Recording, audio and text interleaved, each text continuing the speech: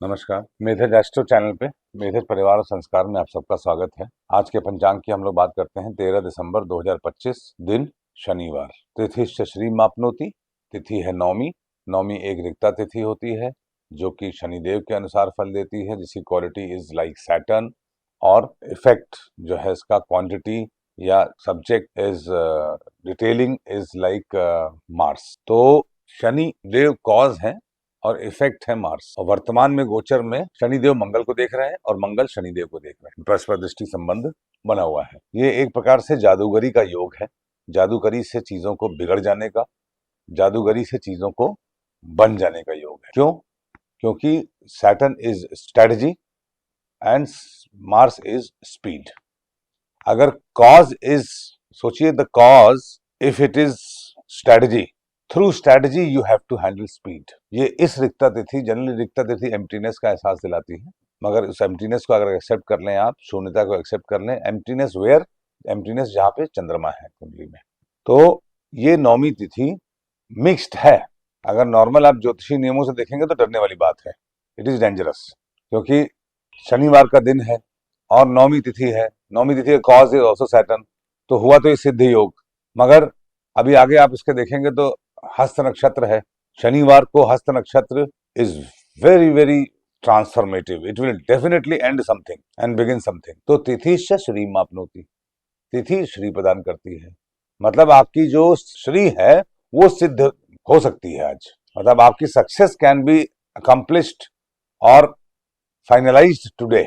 वारात आयुष्यवर्धनम वार, मतलब कैसे होगा? Through Saturn, through again strategy. क्यों होगा? बिकॉज ऑफ हस्त नक्षत्र। हस्त is desire, doing work through hands. अब आप देखिए इसमें ये है, शनिवार को हस्त इज बैड मगर शनिवार को नौमी इज गुड। तो इसका मतलब क्या हुआ? शनिवार को इफ हस्त इज बैड तो आप ये मान के चलिए कि हस्त इज डिजायर, अपनी डिजायर को जीरो कर दीजिए, मिनिमम कर दीजिए। मिनिमम डिजायर्स के साथ आप स्ट्रेटजी के तहत सक्सेस पाने की तैयारी करिए। Either you maintain status quo today, do not attempt for anything new, or if you are already in the process, then lower down your expectation.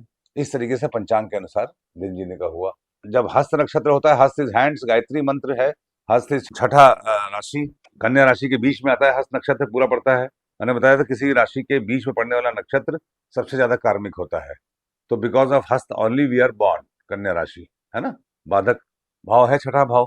तो आप ये देखिए कि हस्त नक्षत्र जब एक्टिवेट होता है तो पूर्वाषाढ़ा, उत्तरा भाद्रपद और आर्द्रा भी एक्टिवेट होता है। और हस्त नक्षत्र को प्रसन्न करने के लिए गायत्री मंत्र या गायत्री सहस्त्र नाम मेधेज एस्ट्रो में है। इसके लिंक पे मैं यहाँ दे रहा हूँ, यहाँ पे लिंक में आप देख लीजिएगा। गायत्री सहस्त्र नाम सुनिए। हस्त नक्षत्र से आपको समझ में आना चाहिए हस्त कौन सा नक्षत्र है। हस्त अगर आप आजकल की तारीख में देखेंगे, आजकल के दिन में, मतलब सूर्योदय से आप समझिए कि 48 और 48 करीब 2 घंटे पहले का हस्त नक्षत्र होता है। तो उस समय भी आपको गायत्री मंत्र अगर आप सुनेंगे तो हस्त नक्षत्र प्लीज होगा।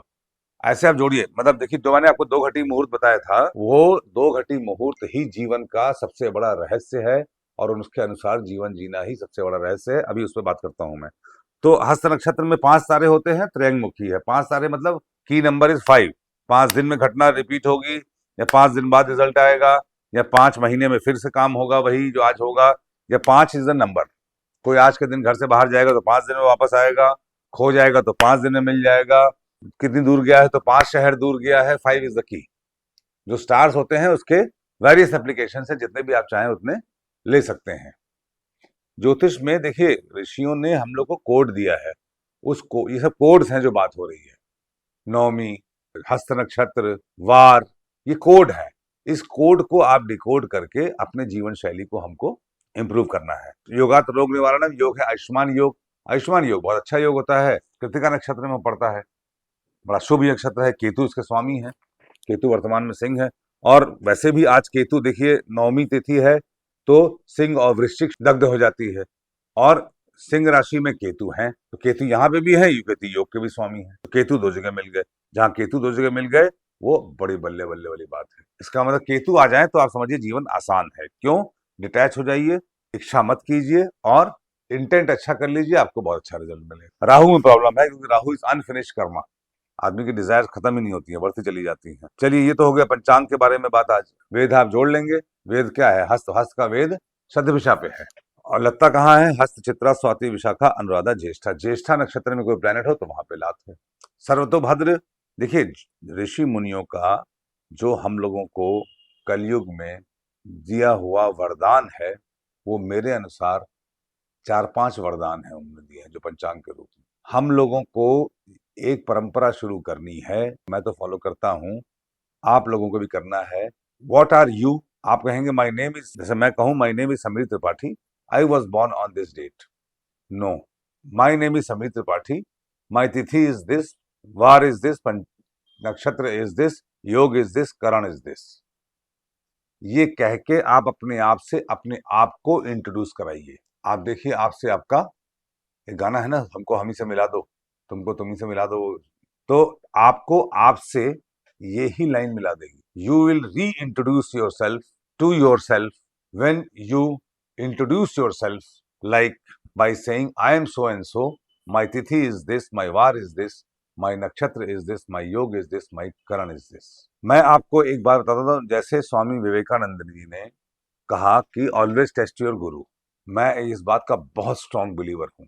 मैं अपना एक्सपीरियंस आपको बताऊं, मेरा वजन बीच में 97, 98, 100 किलो हो गया 2012-13 में। उस समय मैंने बहुत सारे योगा टीचर और फिटनेस कोच बुलाए और वहां पे करने के लिए बात की।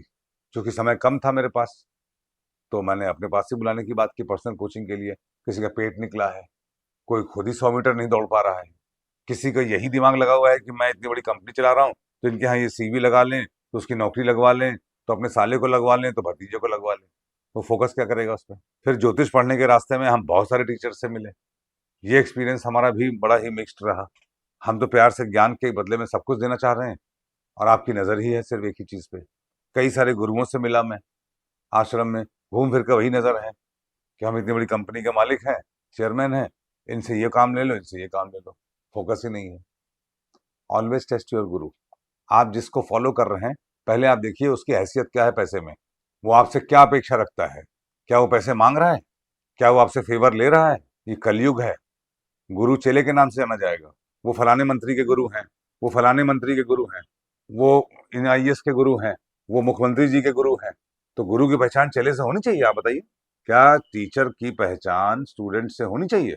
अगर टीचर की पहचान स्टूडेंट से होने लग गई तो हो गया कल्याण आपका, हो गया ज्ञान, हो चुका ज्ञान मार्ग। इसीलिए मैं कहता हूं कि मैं आपका गुरु नहीं हूं, हालांकि मुझे आपसे कोई तमन्ना नहीं है पैसे वैसे की। मैं तो दिल खोल के आपको पढ़ाना चाहता हूं, और मैं अपने ही कंपनी के सीएसआर फंड से सरकार के नियमों के अनुकूल चलते हुए इस प्रयोजन को आगे बढ़ा रहा हूं। मेरी बात का विश्वास कीजिएगा, आप मेरे बारे में गूगल पे पढ़ लीजिए, विकिपीडिया पे पढ़ लीजिए, मेरा प्रोफाइल समझ लीजिए। मैंने खुद अपनी आवाज में 12-12 घंटे बैठकर पूरा पूरा शिव महापुराण, पूरी रामचरितमानस, पूरा देवी भागवत, भागवत महापुराण ये गाया है। ज्यादातर मंत्र गा लिए हैं। आप मेधा जस्टो की प्लेलिस्ट पे देखिएगा, मंत्र खत्म नहीं होंगे। और ऐसे मंत्र जिनको जो कालातीत हो गए, जो भूल गए लोग। अभी वर्तमान में मैं आदि गुरु शंकराचार्य जी के, क्योंकि मैं उनसे बहुत ज्यादा इंस्पायर्ड हूँ, वो भिक्षा मांग के भोजन करते थे, आदि गुरु थे, वो भिक्षा मांगते थे। और जब आपके पास नहीं था भिक्षा देने के पास, एक ब्राह्मणी के पास, तो उन्होंने कनक धारा का प्रयोग किया, लक्ष्मी प्रसन्न किया, उनको दिया, बोले अब इसमें से भिक्षा दीजिए हमको। ये हुआ गुरु। और हम लोग के गुरु कैसे हैं आजकल? कोई पानी पिला रहा है, कोई मिट्टी खिला रहा है, कोई क्या क्या कर रहा है। घबराइए नहीं, ज्ञान के देवता है भगवान शिव। ज्ञान दान सबसे बड़ा दान। ये कुंडली के जो 4 भाव हैं, इसी में आपका गुरु टेस्ट हो जाएगा। पहला भाव क्या है? ज्ञान योग। आप अगर गीता से चलिए, पहला भाव है ज्ञान योग, दूसरा भाव है भक्ति योग, ये भाव है राजयोग, और ये है कर्म योग। आपके गुरु के पास ज्ञान योग कितना है बताइए, भक्ति योग कितना है बताइए, राजयोग कितना है बताइए, और कर्म योग कितना है बताइए। क्योंकि ये जो जन्म हुआ, ये हुआ ही इसी बात से ना। क्यों? ये क्या है? बुद्धि, इंटेलिजेंस, फर्स्ट हाउस। जब मैं फर्स्ट हाउस की बात करूं तो फर्स्ट हाउस एंड त्रिकोण समझिएगा, मतलब फर्स्ट 5 9। अगर हम यहां कहते हैं ज्ञान योग, तो ज्ञान योग फर्स्ट 5 9।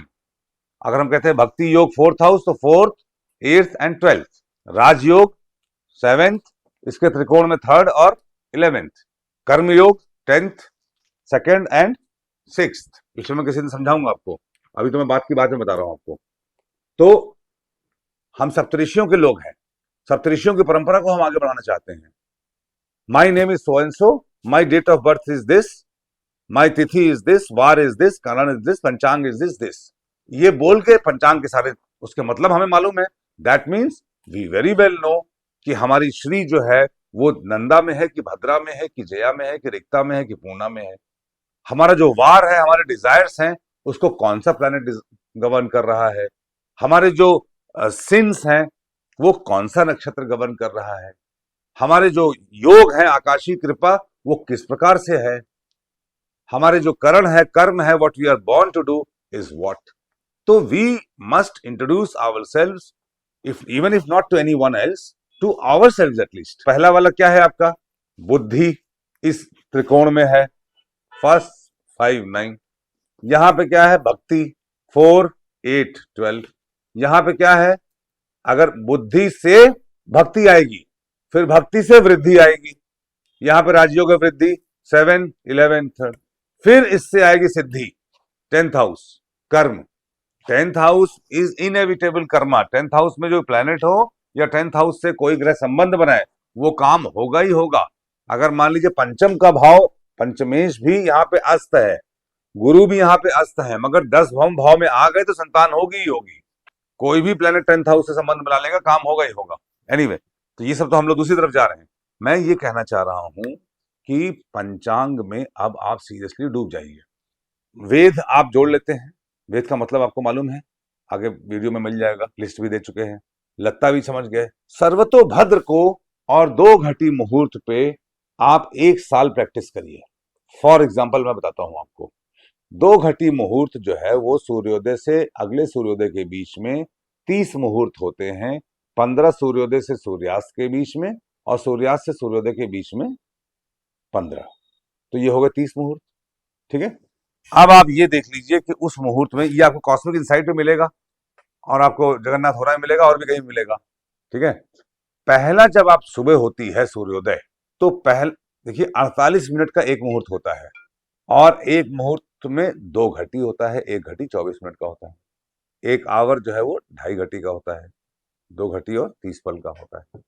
1 घटी में 24 मिनट, एक पल में 24 सेकंड होता है। सूर्योदय से 48 मिनट है आर्द्रा नक्षत्र का, फिर आश्लेषा नक्षत्र का 48 मिनट, फिर अनुराधा नक्षत्र का 48 मिनट, फिर मघा नक्षत्र का 48 मिनट, फिर धनिष्ठा का, फिर पूर्वाषाढ़ा, उत्तराषाढ़ा, फिर अभिजीत मुहूर्त, फिर रोहिणी। देखिए इसमें 15 नक्षत्र सूर्योदय से सूर्यास्त और 15 नक्षत्र। ये आप अपने बर्थडे के दिन देख लीजिए, आप जिस दिन पैदा हुए, आप किस मुहूर्त में पैदा हुए, वही नक्षत्र आपका पूरे जीवन मुहूर्त के लिए बेस्ट नक्षत्र होगा, साधने के लिए, सिद्धि प्राप्त करने के लिए।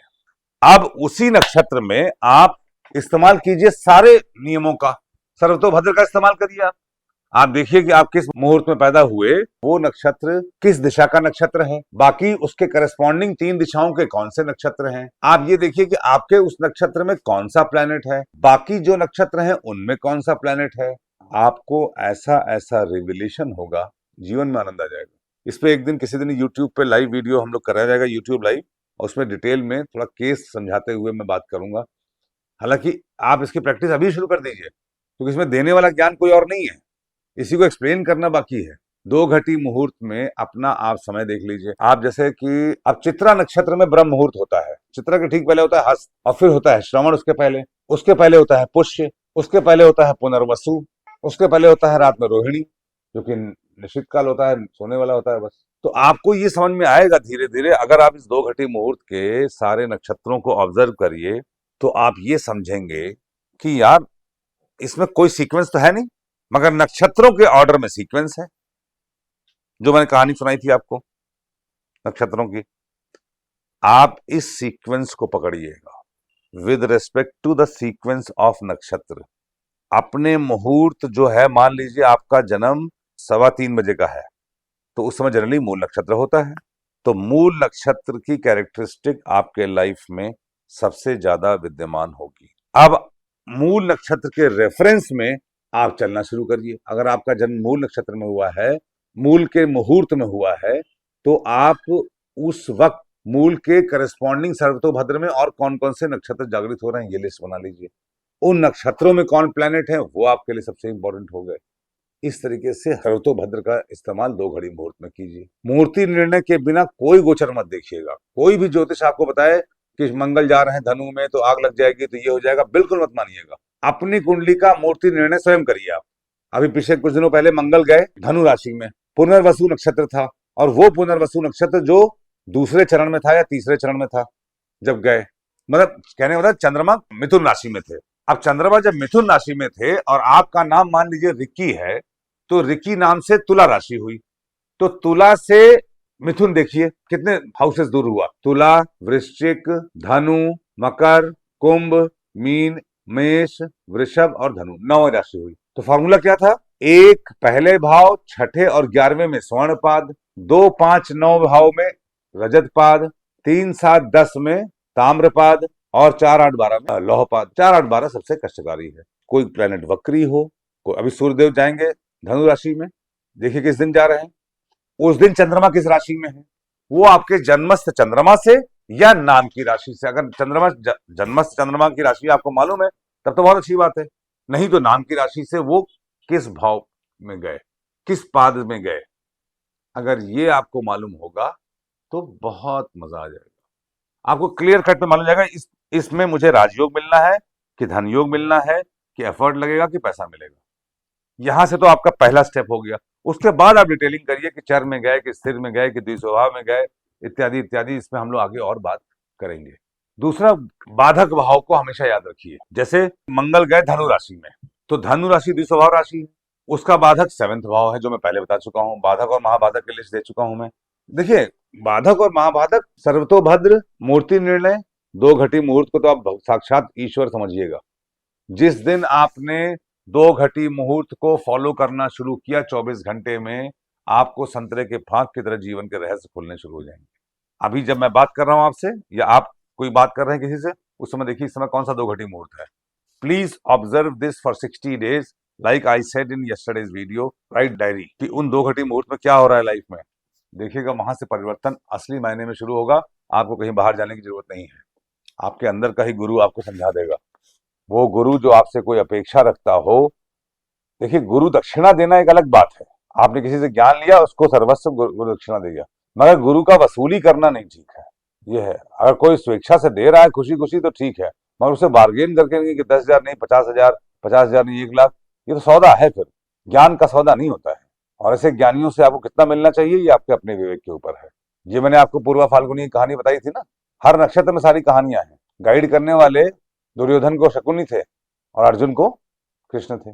तो इस प्रकार से आपको भी चुनना चाहिए। मैं इस बात का बिलीवर हूं कि कुंडली दिखाना छोड़िए और खुद पढ़िए। शुरुआत मेरे साथ कीजिए पंचांग में, आगे ईश्वर आपको रास्ता खुद ही दिखा देंगे। हमारे साथ पढ़ना है कि कहीं और पढ़ना है, एक बार मन साफ करेंगे तो ईश्वर आपको स्वयं रास्ता दिखाएंगे। भगवान कृष्ण ने गीता में कहा कि उन्हीं के कर्म बिगड़ते हैं। जब उनसे पूछा ना, उद्धव जी ने पूछा भगवान कृष्ण के प्राण छोड़ने से पहले कि जब आप सबके साथ हैं तो लोग पाप क्यों कर रहे हैं? आप कहते हैं मैं सबके साथ हूं। तो उनका, मैं सबके साथ हूं और मैं जिसके साथ हूं वो पाप नहीं करेगा, मगर जो मुझे इग्नोर करेगा उसको पता ही क्या है कि मैं क्या करूंगा। आप अपने साथ के कृष्ण को इग्नोर मत कीजिए। तो आज कथा कहानी ज्यादा हो गई, मगर इसको फॉलो करिएगा। इसके बाद वो वीडियो चल जाएगा जिसमें कि समरी है सारे उस कॉन्सेप्ट्स की। आप घर से बाहर निकलने से पहले, चूंकि शनिवार का दिन है, अदरक खा के निकलिए। आपका दिन शुभ हो। Thank you very much.